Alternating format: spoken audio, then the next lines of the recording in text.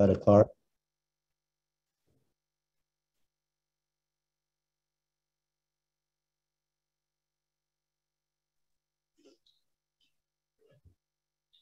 Thank you, Father Pham. Thank you very much for your introduction. And I also want to say thank you to the St. Francis Xavier College Church and to the planning committee for this event, and to Father Dan White, the pastor, also to the Central Southern Province of the Society of Jesus, and to Father Hung Pham of the Office of Ignatian Spirituality, and also the moderator of this evening. Thank you very much for making this possible. And thank you very much for your initiative in bringing this very important topic to a wide audience tonight. And thank you to all of you out in Zoom land who are joining in. I thank you very much for your joining us tonight.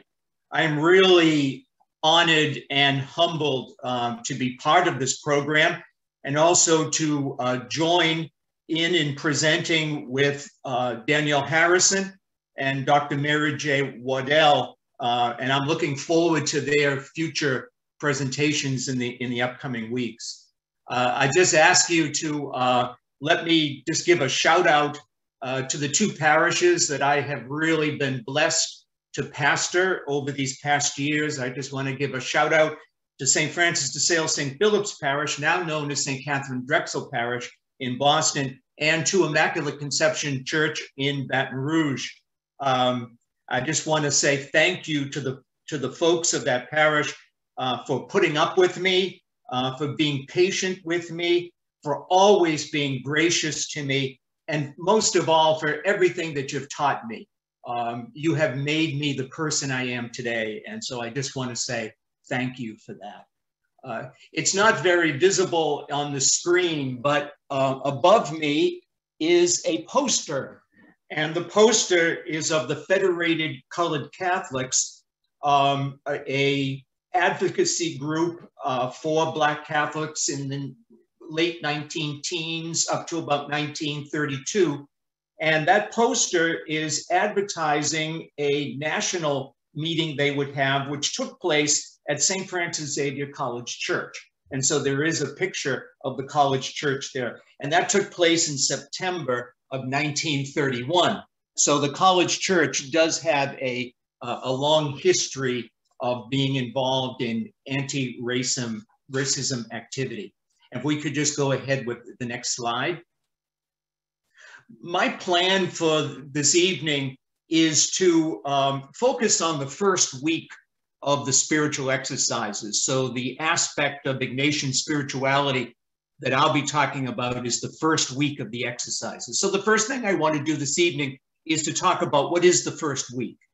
And then I want to speak about what is anti-racism, and to go over some definitions so that we have a common understanding. And then I will look at the intersection of the first week of the exercises, Jesuit Ignatian spirituality and anti-racism, where the two overlap. And then I want to give you a sharing of my own personal journey of the first week and anti-racism. I want to give you some very personal examples of how I have benefited from the graces of the first week of the exercises, the grace of conversion, and also the input of anti-racism. And then finally, I just want to talk about how change is possible. And so we have the next slide. First of all, just some brief words about Ignatian spirituality. That St. Ignatius had a powerful conversion experience of God that changed his life. After his leg was smashed by a cannonball in the Battle of Pamplona 500 years ago, and the reason for our Ignatian year, that anniversary, during his convalescence, he began to pay attention to the emotions he felt: joy and sadness, gratitude and despair, consolation and desolation. And then in the cave of Manresa, Ignatius said that God taught him as a teacher taught a student. This experience changed him from a soldier seeking riches, fame, and honor to a pilgrim seeking poverty, dishonor, and humility. He eventually wrote down his experiences in what we call the Spiritual Exercises, which is a guide for a director to accompany a retreatant as they seek a deeper relationship with God, marked by freedom to respond generously and totally to God's will.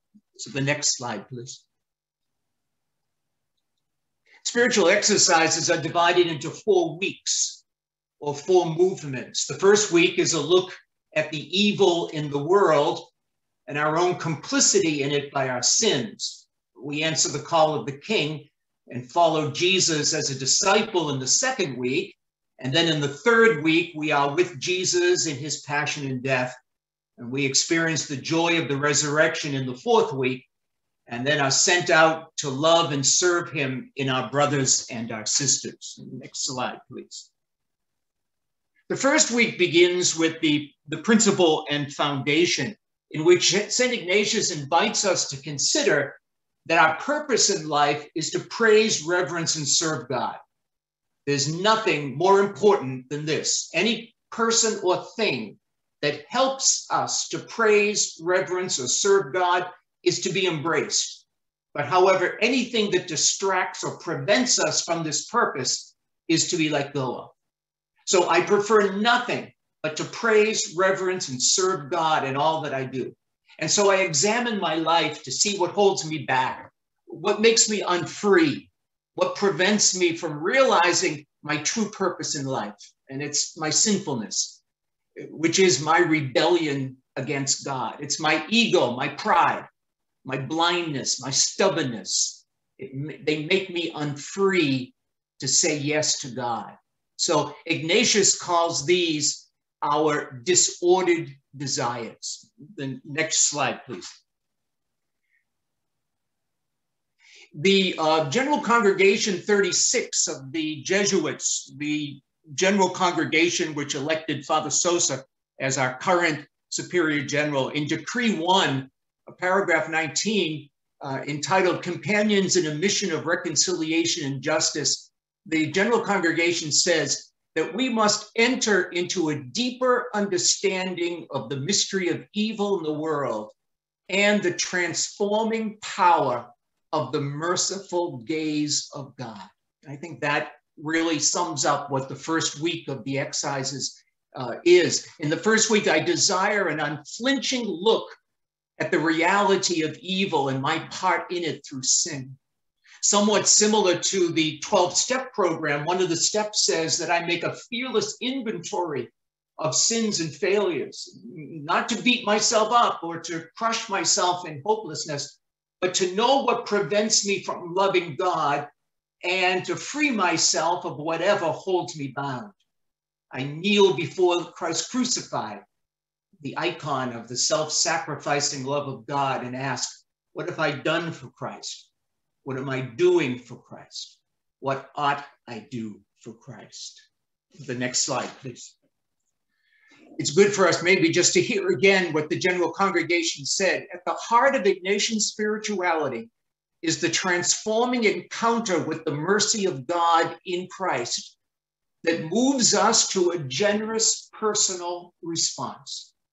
The experience of the merciful gaze of God on our weaknesses and our sinfulness humbles us and fills us with gratitude, helping us to become compassionate ministers to all. Filled with the fire of Christ's mercy, we can inflame those we meet. Next slide, please. Last Sunday's readings, the readings that we heard on this last Sunday, I think spoke powerfully about conversion. In the first reading from the prophet Isaiah, Isaiah went from a man who saw the glory of God and said, woe is me, I'm doomed because I am a man of unclean lips. But then he went to say, but here I am, send me.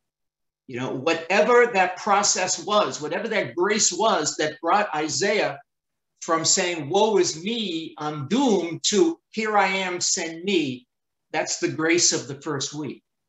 Peter, when he saw the miraculous catch of fish and saw the presence of the divine, said, "Depart from me, for I am a sinful man."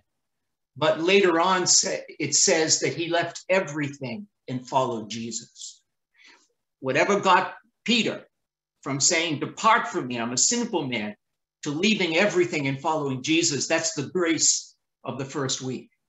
In the second reading last Sunday, Paul said, "I'm not worthy to be called an apostle, but by the grace of God, I am what I am."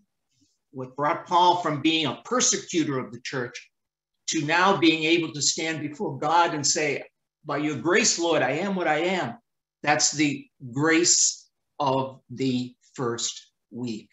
And I think also that verse, "By the grace of God, I am what I am," is really what we desire at the end of the first week. You know, that with my whole life, with my successes and with my failures, with my achievements and with my failures, with my sins and with my virtues, everything about me, every experience, everything that I have experienced in my life, by the grace of God, it's made me who I am today.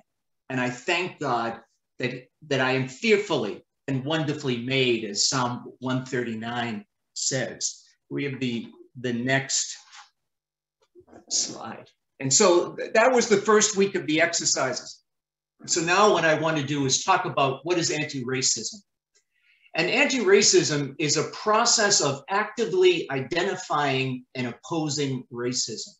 The goal of anti-racism is to challenge racism and actively change the policies, behaviors, and beliefs that perpetuate racist ideas and actions. So the next slide, please.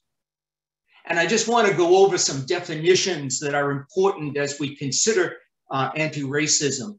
And the definitions that I'm going to use are ones that I learned in Dialogue on Race Louisiana. Dialogue on Race Louisiana is a program in the city of Baton Rouge run by Maxine Crump, who is the founder and the CEO.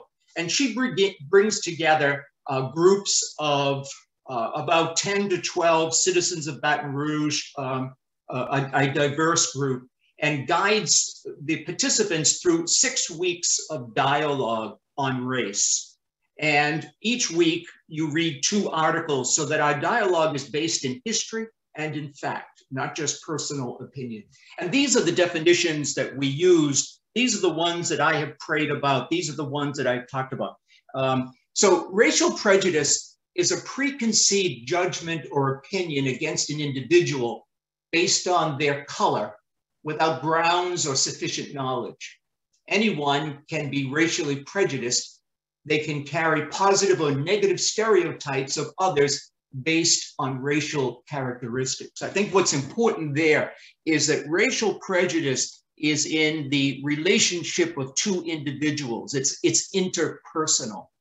Now, words such as racism, prejudice, and stereotype are often used interchangeably. And while definitions of these terms overlap, they actually mean different things. Racial prejudice typically arises from race-based stereotypes and has its dangers, but it's racism that has the power to determine the degree of institutional access a person has. So whereas racial prejudice is in the relationship between 2 persons, racism is when you take racial prejudice and add to it power to enforce racist policies that create inequity and deny people access to institutions because of the color of their skin. The next slide, please. Now, white privilege is a set of unearned advantages and or immunities that white people benefit from on a daily basis beyond those common to all others. The biggest problem with white privilege is the invisibility it provides to those who benefit from it most. It is this invisibility that helps maintain the racial hierarchy in the, country. So, you know, white privilege It does not mean that I, as a white man, did not work hard. It does not mean that I did not sacrifice. It does not mean that everything was handed to me on a silver platter. But what it does mean is that there is a whole set of barriers, roadblocks, walls that Black people have to contend with that I don't. And I think the important word in this definition is invisibility. To a white person, it's just the way things are. It's the status quo. It's invisible. The privilege is invisible. But it's through the process of anti-racism that we make it visible for ourselves. Example of white privilege is that growing up, I always considered a police officer to be my friend and one I could go to if I was in trouble or in danger. My parents never had to have the talk with me about how I needed to conduct myself with law enforcement. When I walk into a room of white persons, I don't have to wonder what they're thinking of me based on the color of my skin. Those are privileges that I have that others of color do not have. Now, the definition is significant in that often people see how race puts people of color at a disadvantage, but they seldom see the corollary of white skin advantage. And that's what I was talking about, that it gives an advantage over others. The next slide, please. Now, institutions. Institutions can be either private or public, but all are interconnected through their common task of helping our society to function. Therefore, every government agency, state, federal, or local, every business and industry, large or small, is an institution, whether factory, office, or retail store. Within the communication industry, each newspaper, radio, TV station, magazine, or computer network is an institution. Every school and university, sports team and franchise, every art gallery, dance studio, and 1,000 more groups are institutions. And they then have the power to grant or deny access to various members of society. What I think is important here is that sometimes when we think of institutions, we just think of large institutions such as the US government or a state, or we think of large corporations like AT&T or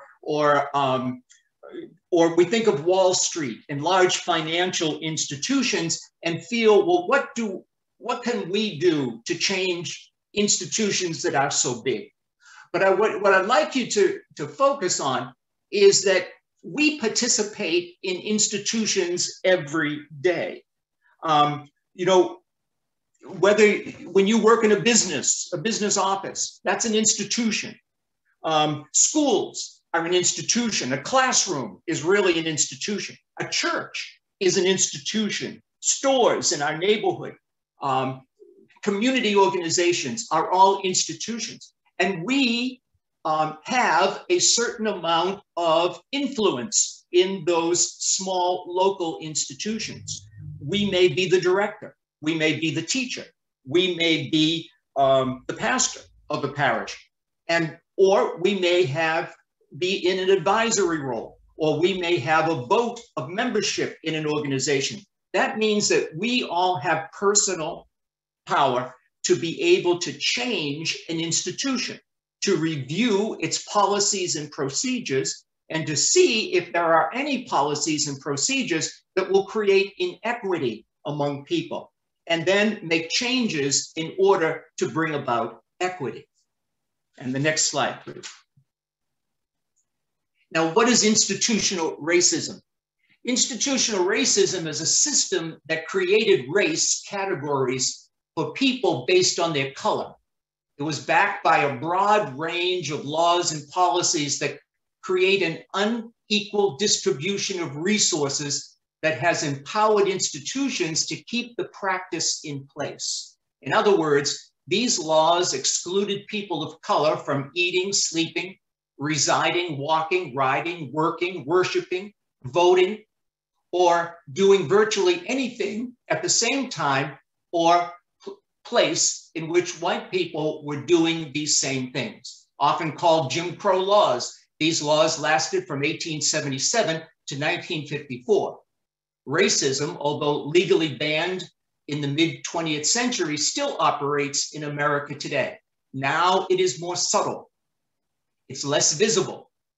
It's less identifiable. Yet racial barriers still limit access for people of color. And I think the important word there is subtle. It strikes me that, you know, slavery is the original sin of our country, and we have never dealt with slavery and its effects. And slavery keeps on mutating itself, maybe a little bit like the COVID-19 virus that is always mutating and always coming up with new variants. From slavery, we went to Jim Crow. From Jim Crow, we went to housing limitations and redlining. From there, we went to the war on drugs. Then we went to mass incarceration of Black men and women. And now it seems things like voter restrictions are trying to create inequity in our society. Next slide, please. Now, this to me is one way in which I understand how systemic racism works. And what I hope to do is bring it down to not concepts that we see in a textbook, but rather things that are happening, the dynamic that's happening every day. The Unite the Right rally in Charlottesville, Virginia, from August 11th to 12th in 2017, was a display of white supremacy and racist ideology. But the real problem was that those who participated in the march and ascribed to the racial ideas represented returned to work on Monday morning, maybe as teachers, police officers, doctors, nurses, loan officers, real estate agents, store clerks, human resource officers, and many other representatives of institutions that had the power to deny access to services and to products. So just think, if a teacher had participated in that march in Charlottesville in favor of the racist policies that were being represented, he or she brings that into their classroom on Monday morning and has a certain amount of power to enforce rules and regulations for white students, for Black students, brown students, students of all colors and races. A real estate agent has the power then to decide which property they will show to a person seeking a house. A loan officer has the power to decide who gets a loan and who doesn't get a loan. A human resource officer has the power to decide who gets a promotion, who gets a job, who is disciplined on the job. If they're working from a racist bias, then this is systemic racism. The racial prejudice has been linked to power, which is racism. And if we could have the next slide, please. So then what is the intersection of Jesuit spirituality and anti-racism? And I would say it's in 2 points. It's in self-examination and action. Both Jesuit spirituality and anti-racism are really founded on self-examination and action. Jesuits and those who have made the exercises will probably pray often they examine a daily review of our activities, words, conversations, and relationships to see where God is present and to root out what hinders us from seeing his presence. We're constantly examining ourselves and striving for true freedom. And I would say that anti-racism should be a part of our daily examination. You know, Ibram X. Kendi, the author of How to Be an Anti-Racist, says being anti-racist requires persistent self-awareness, constant self-criticism, and regular self-examination. So self-examination is an intersection of Jesuit spirituality and anti-racism. Moving from the first week of the exercises into the second week, we begin to turn our desires into action. We discern concrete ways that we can collaborate with God's activity in the world and possibly to make an election, a choice about the way of our life. And anti-racism is committed to action. It's not enough to be not racist.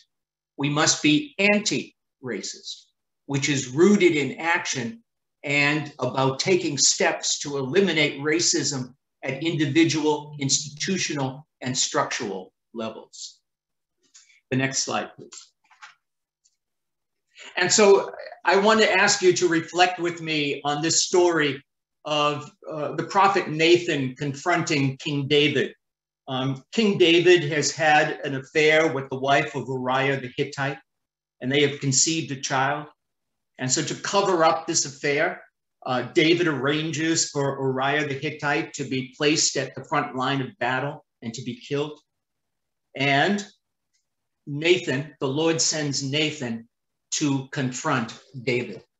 And this is what it says in 2 Samuel chapter 12, verses 1 through 7.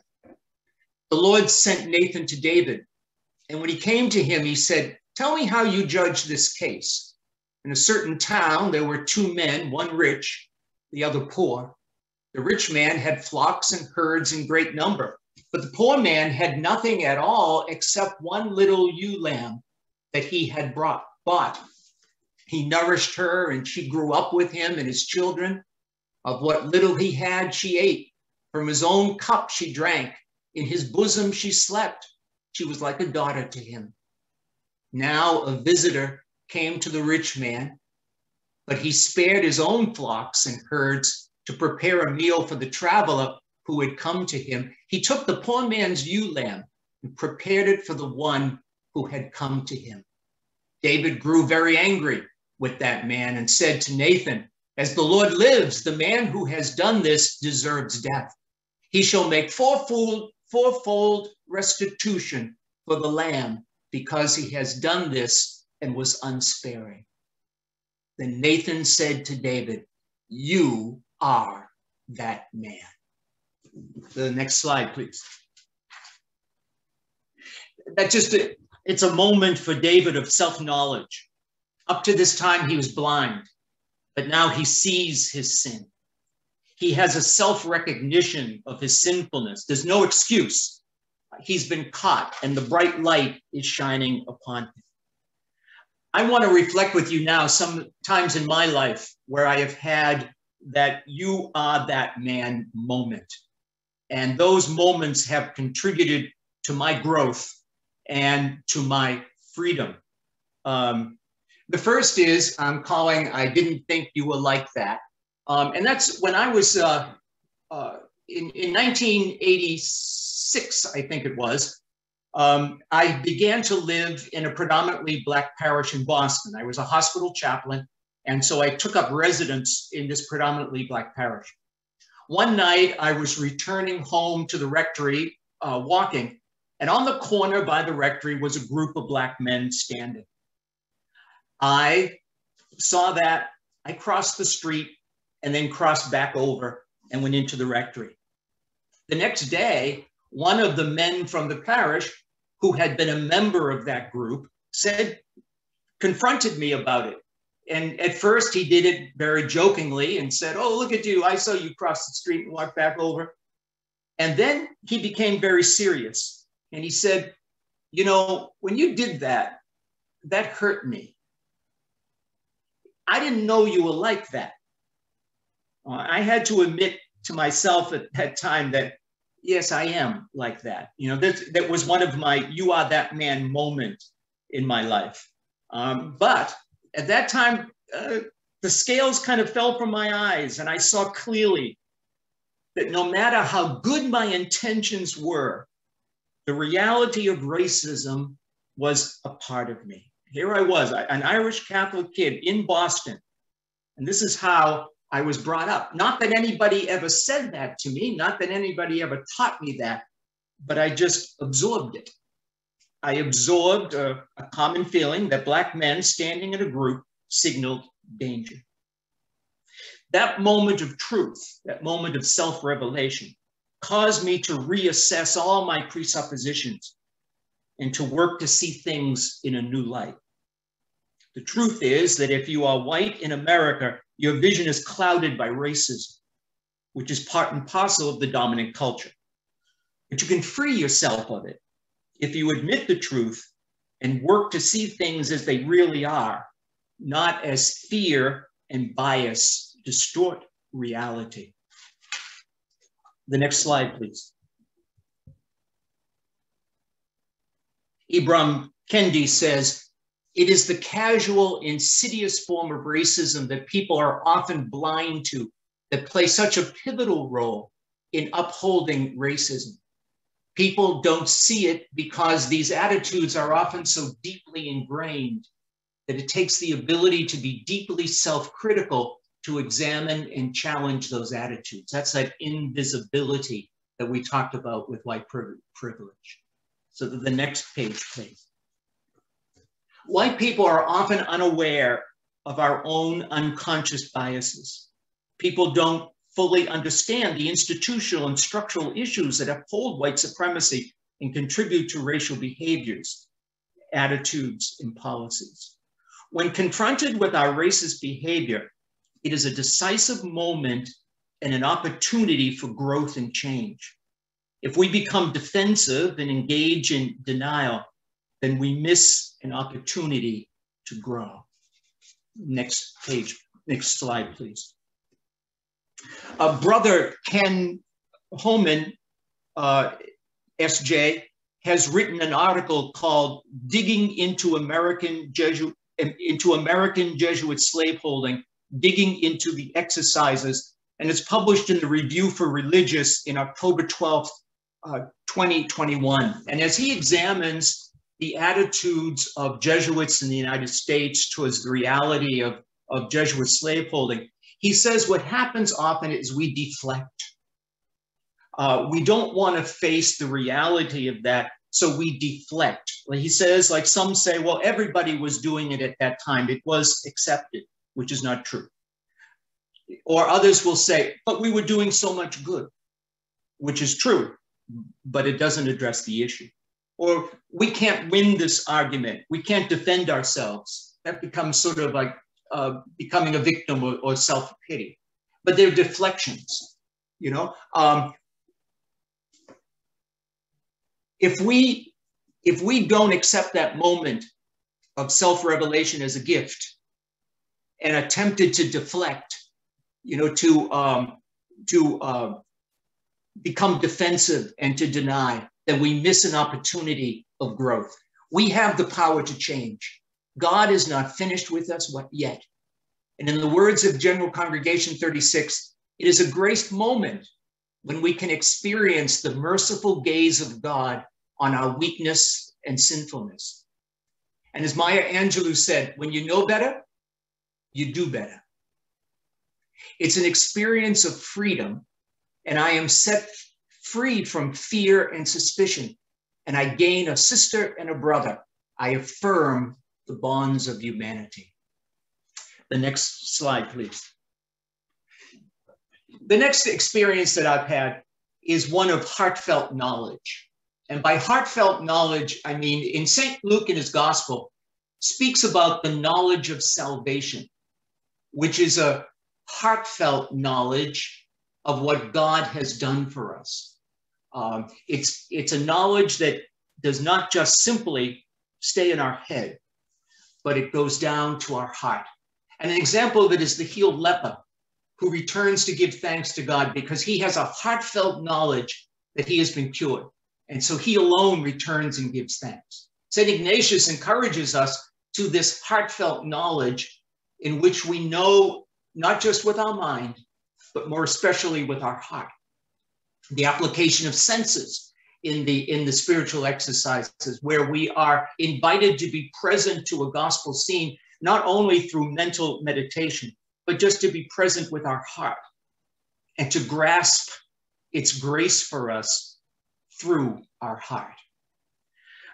I think examples of this for me have been the example of Jesuit slaveholding. You know, when I was in the novitiate 50 years ago, we learned the history of the society, and we learned about the slaves, the enslaved men and women who were owned by Georgetown University.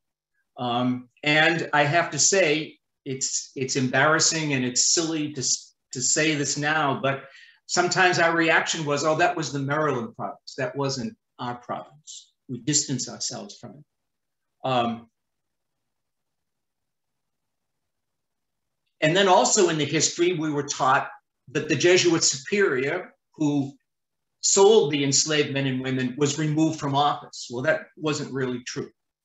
But the thing is that really struck me was that I never thought about the enslaved men and women. I only thought about the Jesuits. And I feel the shame and the confusion and the sorrow of the first week with that. It wasn't until the New York Times article began to unpack the story of the Jesuit slaveholding that I began to think about those enslaved men and women and the brutality of the sale, and to even just to wonder, where did they go? It was that moment that my knowledge went from mind to heart. When I participated in Dialogue on Race, Louisiana, we were talking about the vestiges of Jim Crow that are still current in our society, and about like the over-policing of Black neighborhoods. I knew that in my head, but one young Black man in the group shared with the group a number of times he had been stopped by the police for no reason at all, but just for harassment. As he told that story, knowledge of that went from my head to my heart.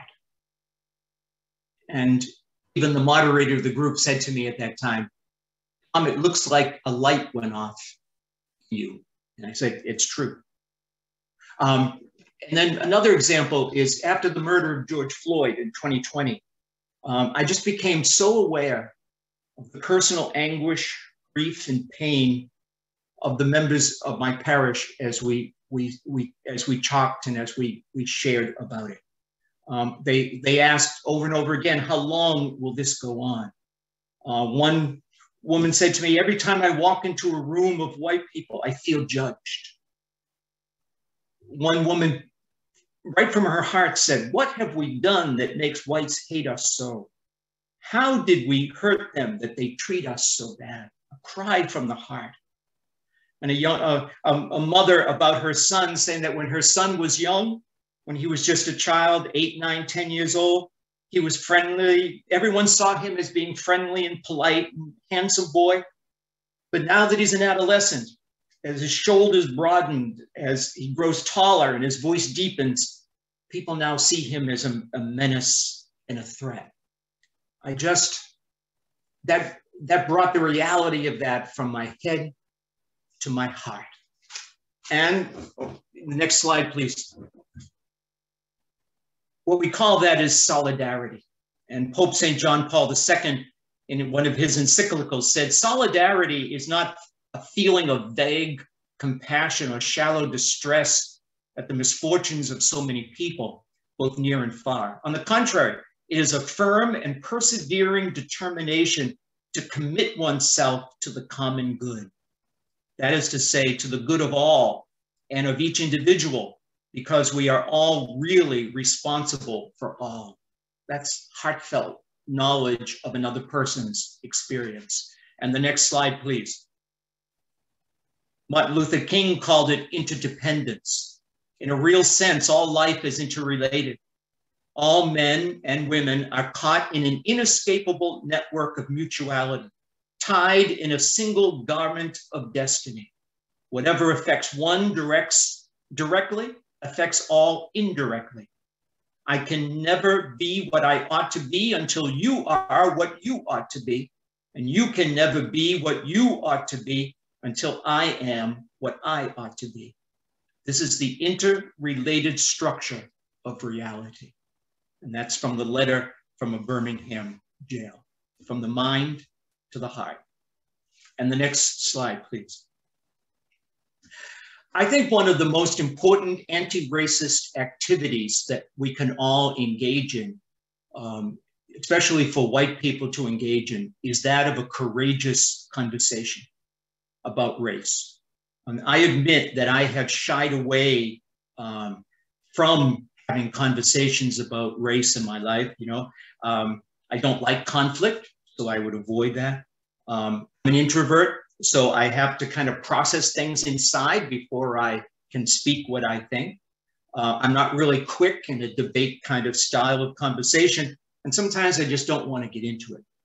But now I see so much how it's necessary. And as I said, I think it's one of the most important anti-racist action that whites can take is to engage in courageous conversations. Father Brian Massingale, who has written a book on the Catholic Church and racial justice, said a very piercing statement. He said, "It is not true to say that the Catholic Church has said nothing or done nothing. But what the Catholic Church has said and done is always predicated upon the comfort of white people and not to disturb white Catholics." I think that is true in a lot of our church documents, is that there's a concern about how white Catholics will feel about what is said and not to upset them. But also, do we do that with our white peers? How often do we let concern for what white peers will think inhibit us from speaking truthfully about race? How many times have we remained silent when a racially offensive joke was told in our presence, or when racist opinions are voiced? We avoid these conversations because we do not like conflict or because we do not want to get involved. Are we afraid of alienating persons dear to us? One of the most practical and necessary anti-racist actions for white folks can take to have a courageous conversation about race with family, friends, co-workers, neighbors, and associates. And when we do so, we're not out to win an argument. We want to change hearts and minds.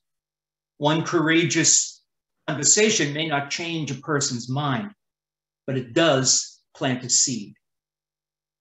It sets the stage for another conversation. And on the next slide, please. I participated in a workshop by Dr. David Campt, and he has a book entitled The White Ally Toolkit Workbook, using active listening, empathy, and personal storytelling to promote racial equity. It's a wonderful, he really provides great training on practical skills and techniques to be able to engage folks in a productive conversation about race. It really takes developing skill. It takes some forethought to be prepared to be able to plant a seed in somebody's mind that things may be different than what they think. And I was thinking, this is almost like a mission.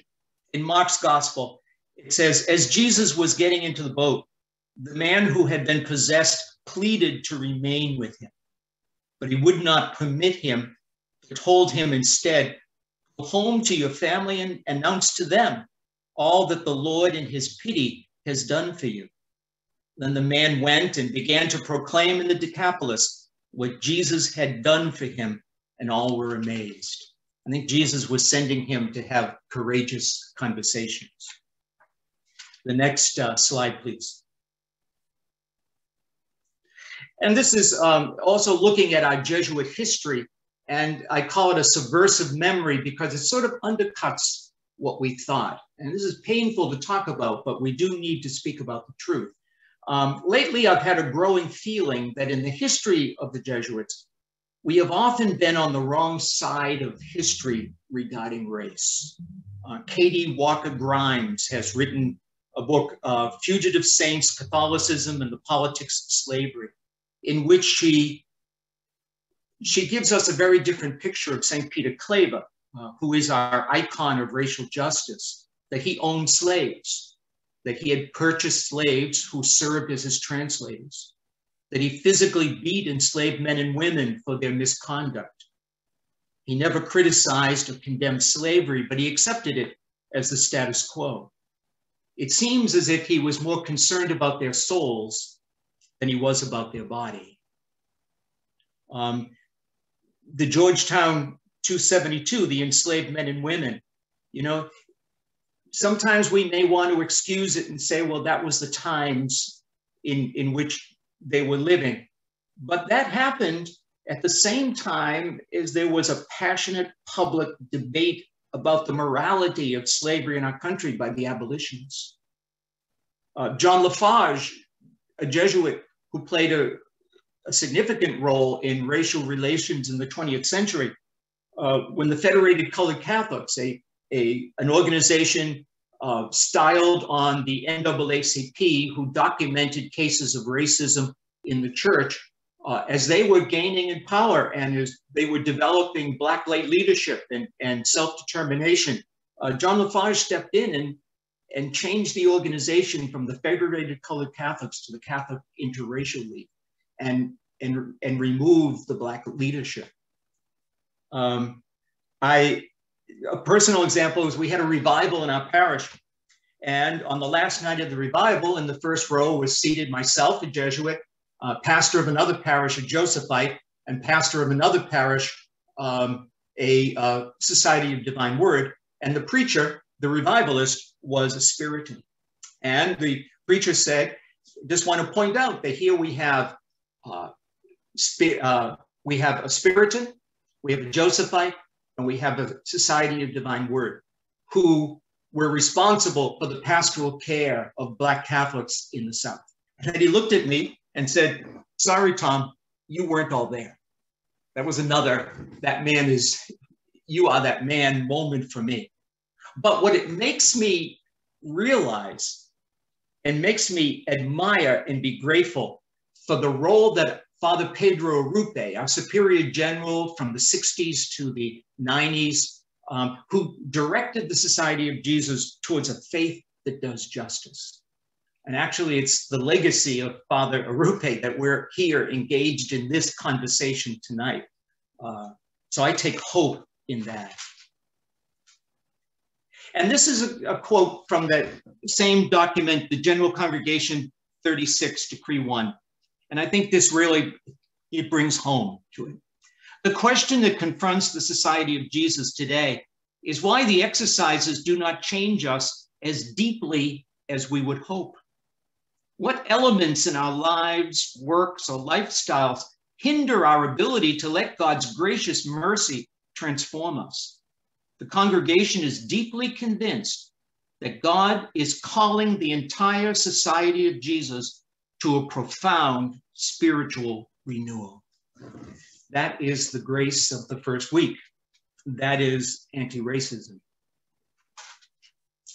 I'd just like to conclude tonight just by saying that change is possible. Personal change, institutional change. Don't ever say it will never happen or things will never change or it's always going to be this way. That's just going to end up being a self-fulfilling prophecy. Once you say that, change will surely not come. We may not see it all in our lifetime, but it will happen. Dr. Martin Luther King said, change does not roll in on the wheels of inevitability, but comes through continuous struggle. Everybody cannot do everything, but everyone can do something.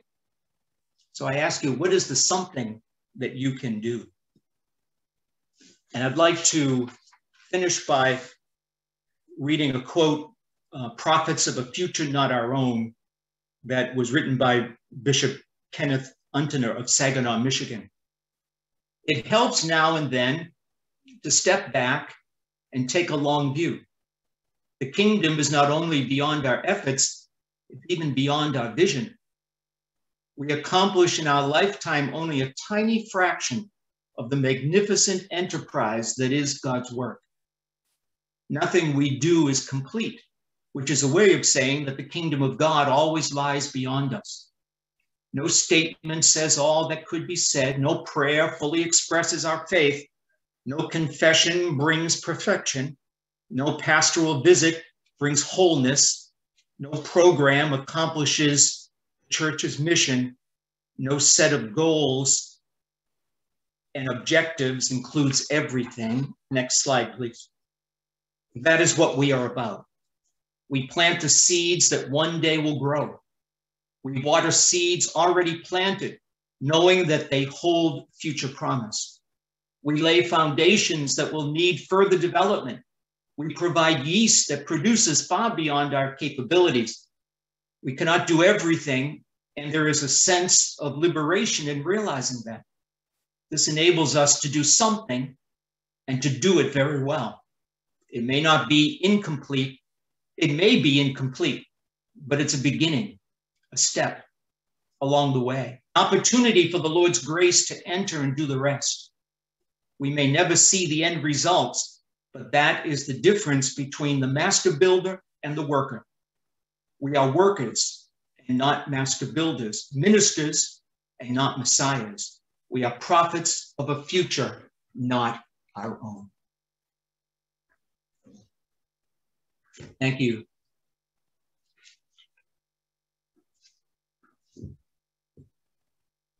Thank you very much, Father Tom. May we take just 1 or 2 minutes in silence? That's a very rich presentation. Perhaps we can just take a moment to take it in. What is some of the word, the phrase that strike in our hearts?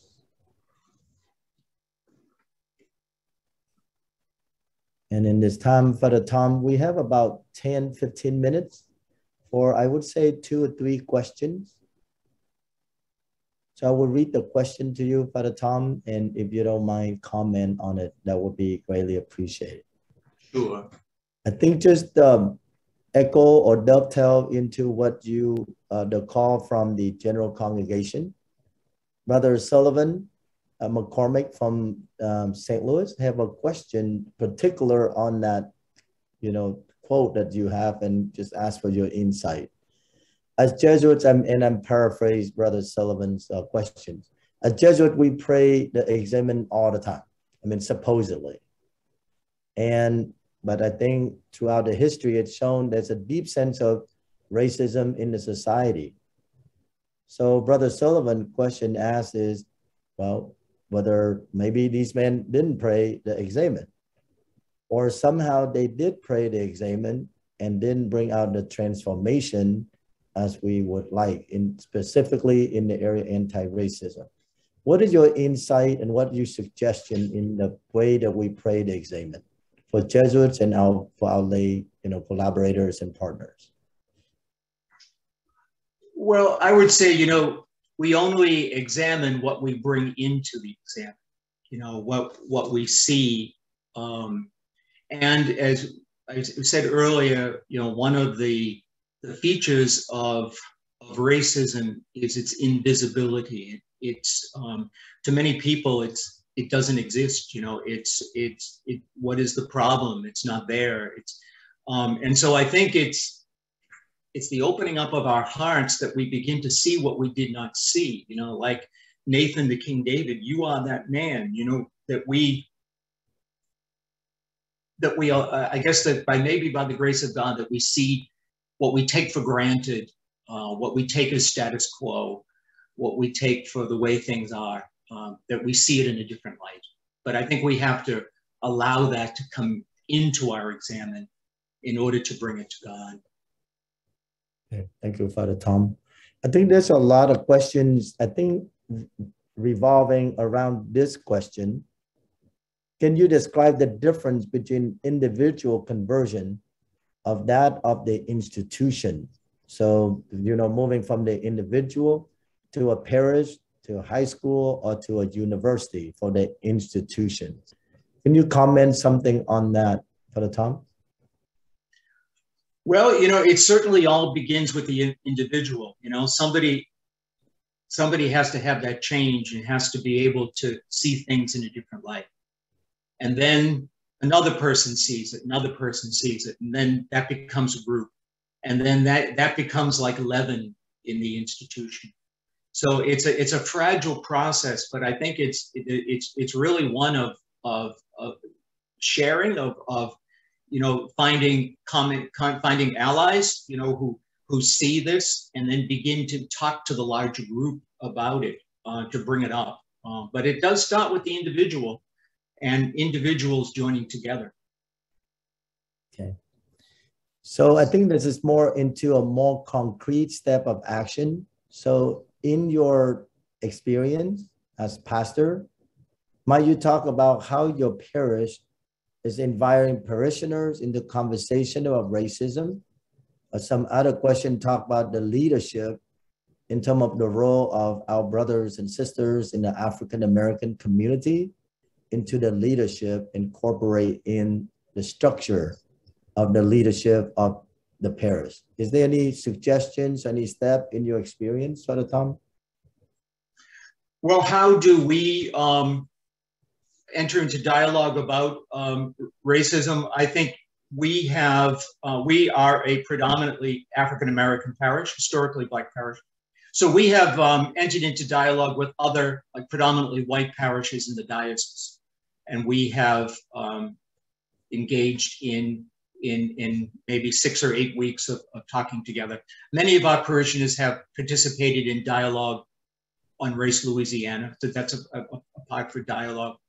I guess the second part of the question is about, could you kind of repeat that for me? Just the second part of that is like, how do you empower or talk about institutional change in the structure, like empower in terms of the leadership, empower into our brothers and sisters in the African-American community into the structure of our institution?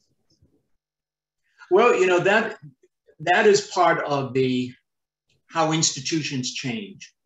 Institutions change by members of the institutions, probably from the bottom up, raising issues, raising challenges. And so it's to examine the policies and procedures which are guiding the daily activity of an institution, and to see where there is a racist policy or a discrimination or a inequity that is there.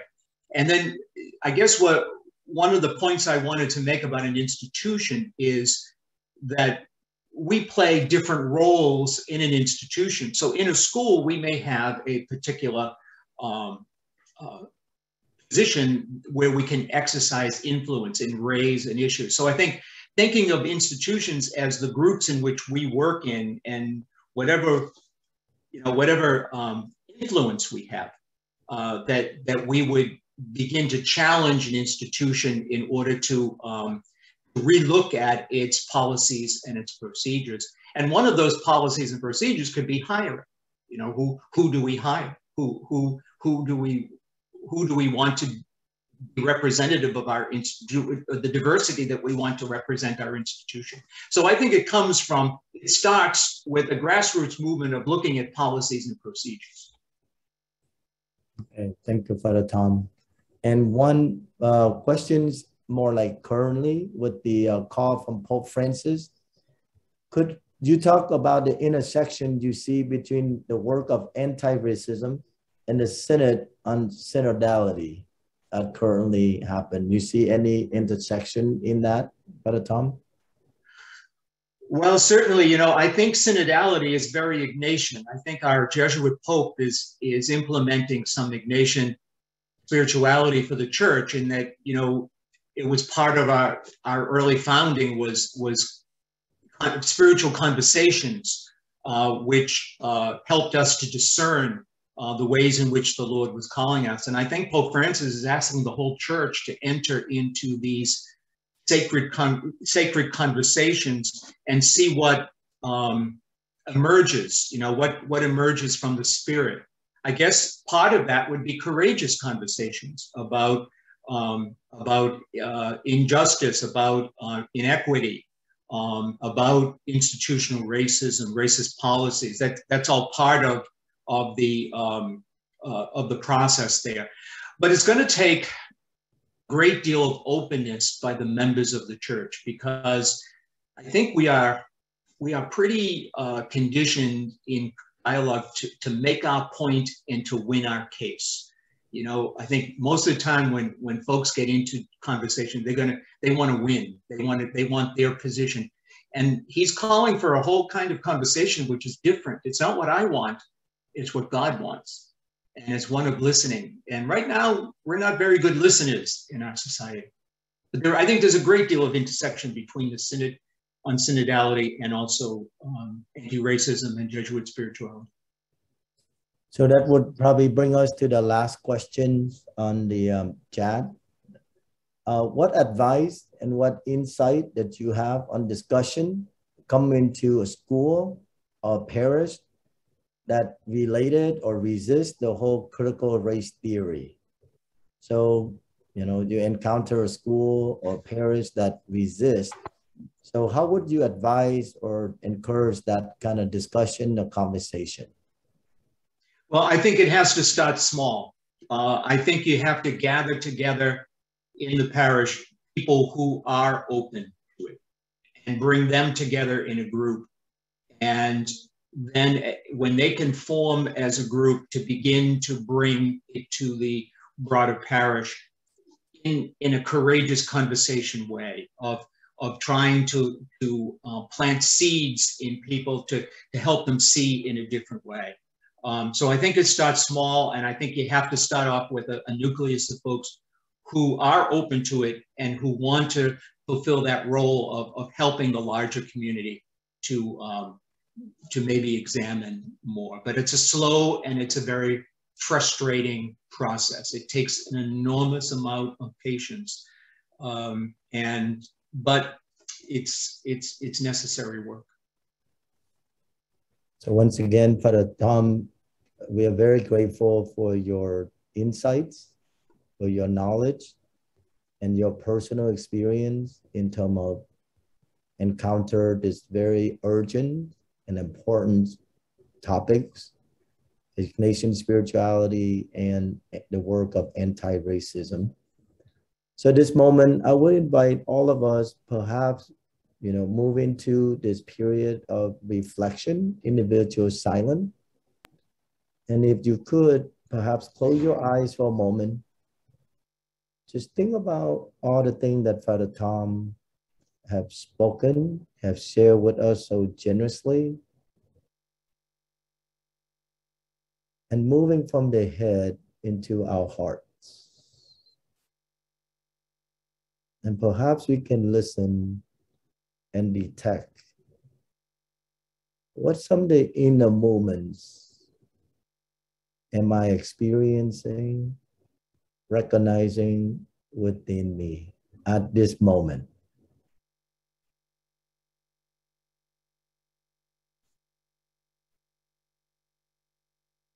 What inner moments am I experiencing, recognizing within myself?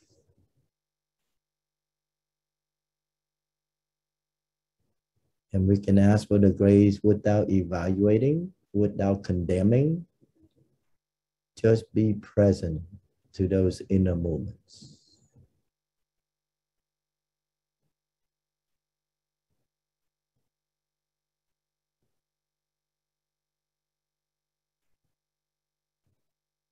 And perhaps bubbling from those inner moments, what might I be called to? And listen to Father Tom's advice, a very wise advice. Start small. What is in a small way am I being called to?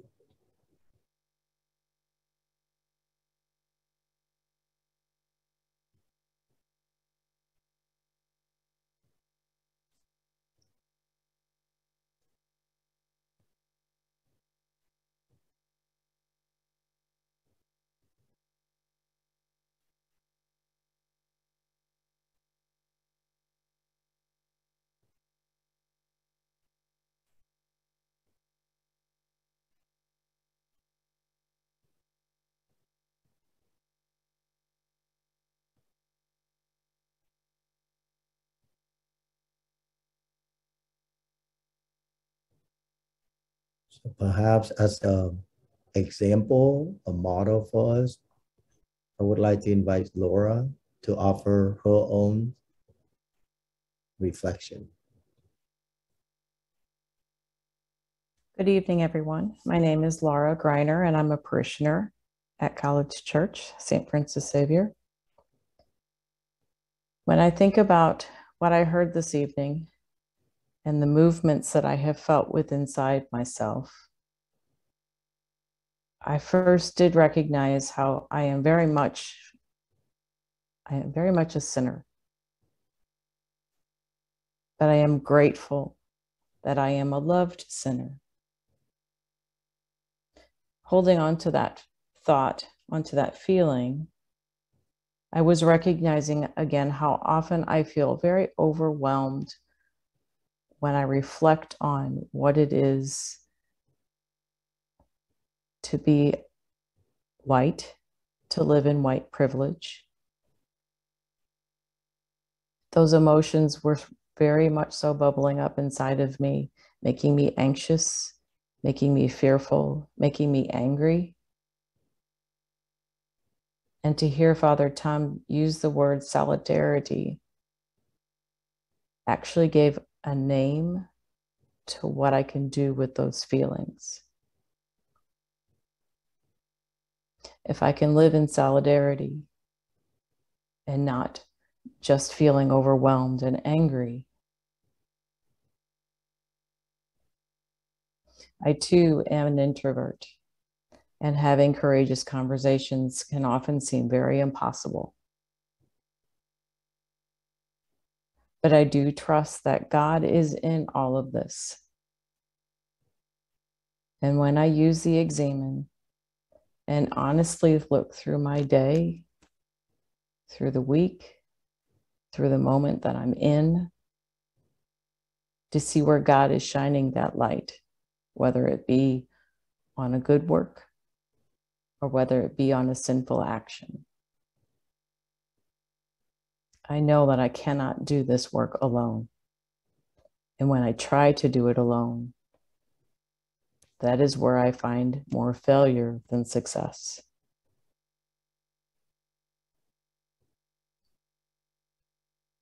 I know that I am often blind to the invisible racism, to the invisible white privilege.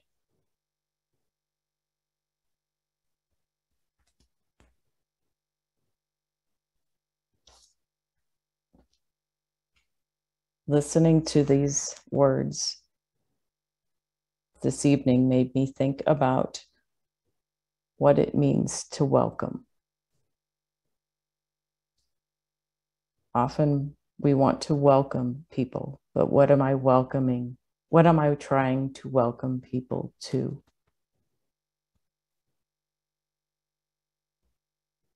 Am I welcoming only to the way that I am used to things?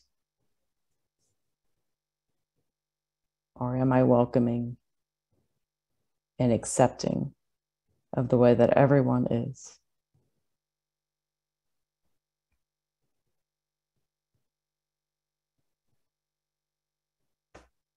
I believe that I am being called to remember that courageous conversations are not easy,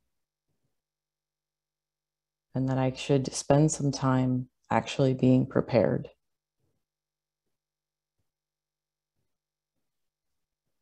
If I let my fears overcome, then no conversation happens. I put my head down and try and act like nothing. I didn't hear anything or I didn't notice something.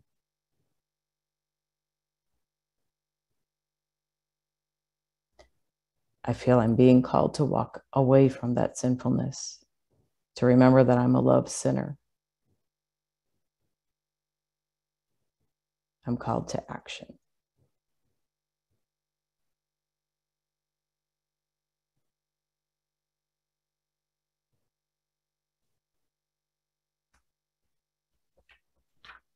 Thank you, Laura, for your reflection. We have about 2 minutes. If you would write a word or phrase in the chat, what is the one word or one phrase that you kept in your heart or just been impressed on you on this conversation? That's the way we do examine tonight before we part our ways. What would be a one word, a phrase?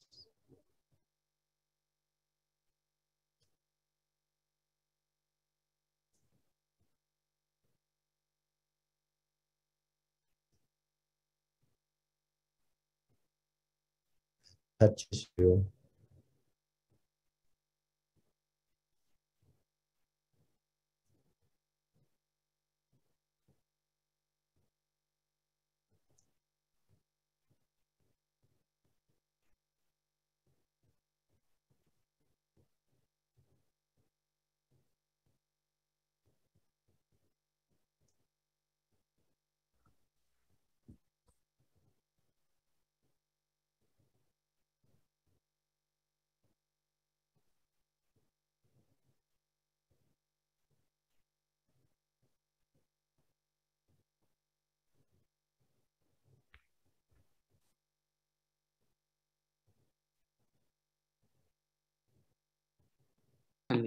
No?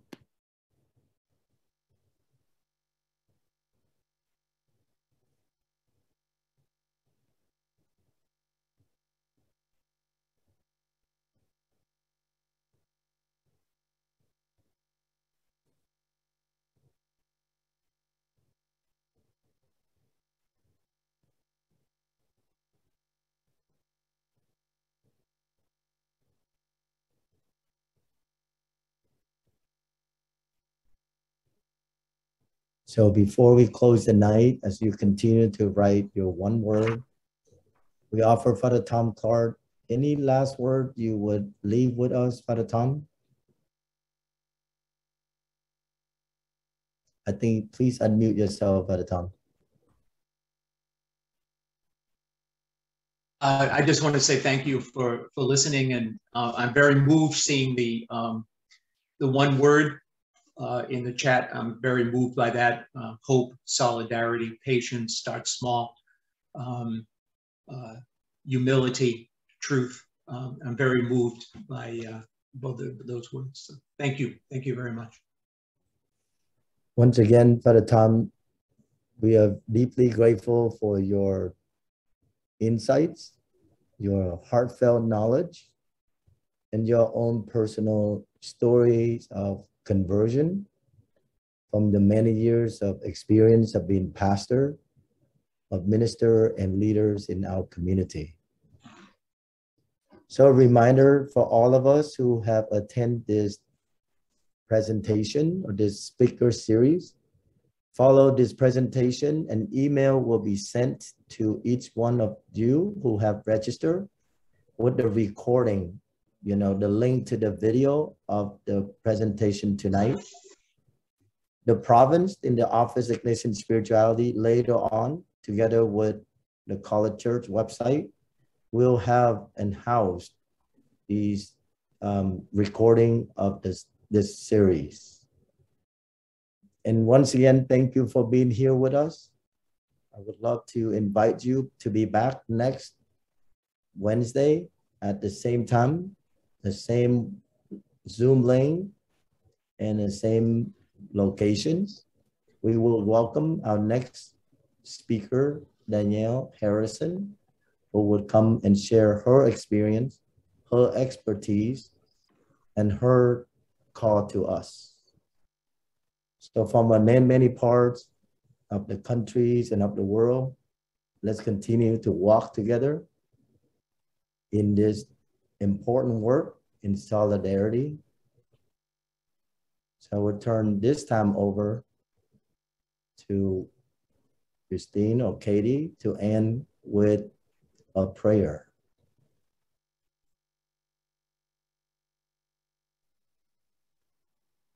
The prayer is on our screen. I will go ahead and read it aloud if you'd like to read along with me. Eternal Word, only begotten Son of God, teach me true generosity. Teach me to serve you as you deserve.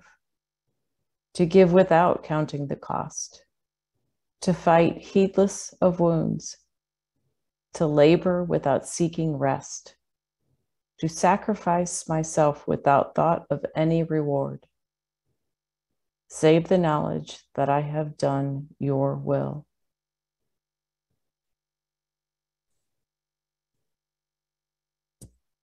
Thank you very much, and good night, everyone. And we'll see you next week.